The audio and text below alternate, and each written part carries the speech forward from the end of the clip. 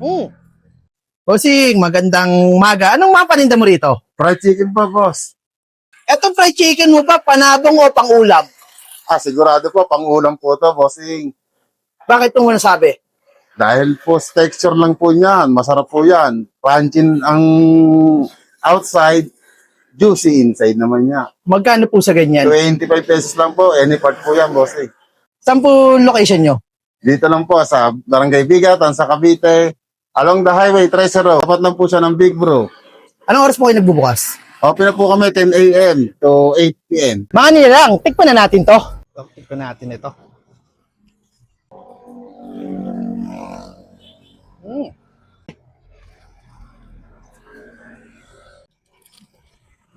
Mm.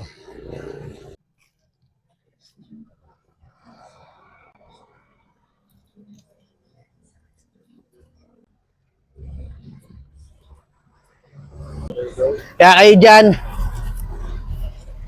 gawin nyo na ito. Napakasarap.